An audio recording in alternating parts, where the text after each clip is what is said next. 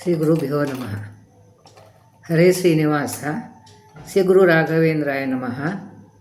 ಶ್ರೀ ಸತ್ಯಾತ್ಮ ತೀರ್ಥ ಗುರುಭ್ಯೋ ನಮಃ. ಶ್ರೀ ಜಗನ್ನಾಥದಾಸ ಗುರುಭ್ಯೋ ನಮಃ.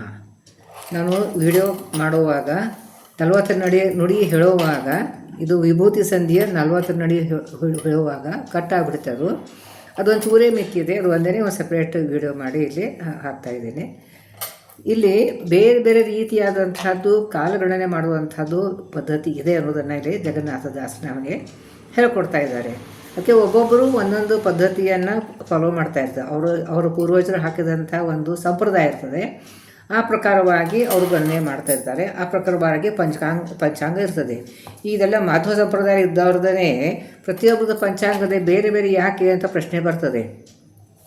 ಅದಕ್ಕೆ ಅವರು ಹಿರಿಯರು ಹಾಕಿದಂಥ ಒಂದು ಪರಂಪರಾಗತವಾದಂಥ ಬಂದಂಥದ್ದು ಆ ರೀತಿಯಾಗಿ ಗಣನೆ ಮಾಡೋ ಪದ್ಧತಿ ಇರ್ತದೆ. ಎಲ್ಲನೂ ಸರಿ, ಯಾವುದೂ ತಪ್ಪಿಲ್ಲ, ಎಲ್ಲನೂ ಸರಿಯೇ.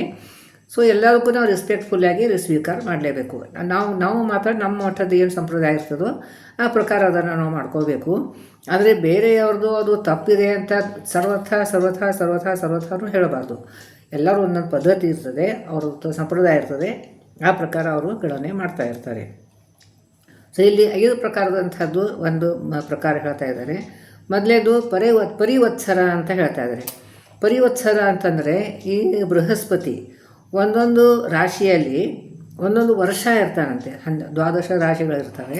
ಅದಕ್ಕೆ ಎಲ್ಲ ನದಿಗಳಿಗೂ ಒಂದೊಂದು ರಾಶಿ ಇರ್ತದೆ. ಆ ರಾಶಿಗೆ ಬೃಹಸ್ಪತಿ ಬಂದಾಗ ಅಲ್ಲಿ ಗಂಗಾ ಅವತಾರ ಆಗ್ತಾಯಿದೆ. ಕೃಷ್ಣ ನದಿಗೆ ಇವಾಗ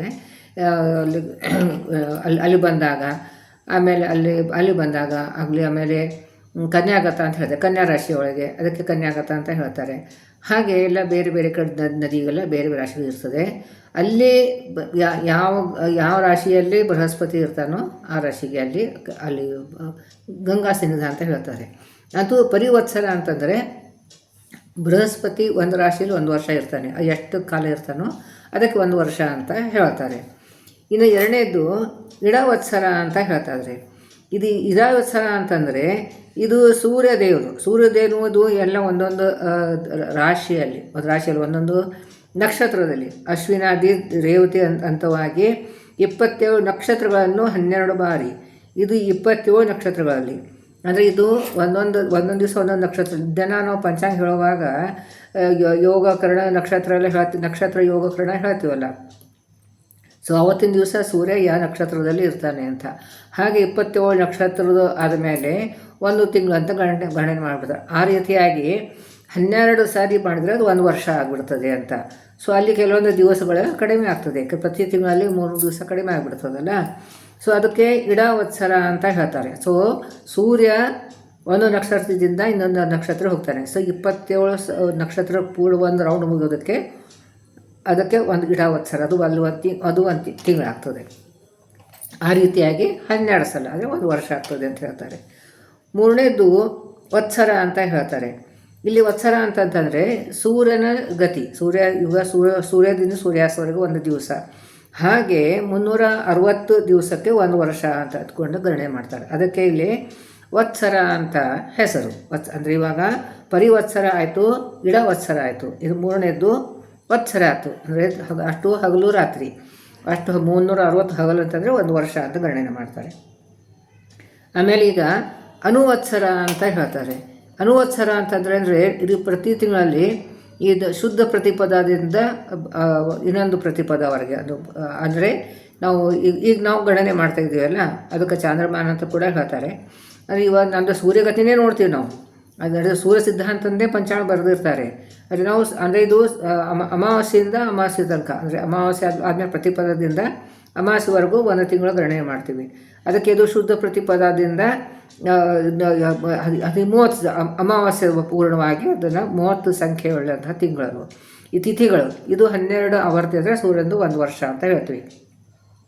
ಅಂದರೆ ಇದು ತಿಥಿಗಳು, ಇದು ಶುಕ್ಲ ಪಕ್ಷ ಕೃಷ್ಣ ಪಕ್ಷ ತಿಥಿಗಳು. ಇದು 12 ಸಲ ಆವರ್ತಿ ಆಗಿರ್ತಂದರೆ ಅದನ್ನು 1 ವರ್ಷ ಅಂತ ಹೇಳ್ತಾರೆ. ಇದಕ್ಕೆ ಅಣುವತ್ಸರ ಅಂತ ಹೇಳ್ತಾರೆ. ಇನ್ನು ಸಂವತ್ಸರ ಅಂತ ಹೇಳ್ತಾರೆ.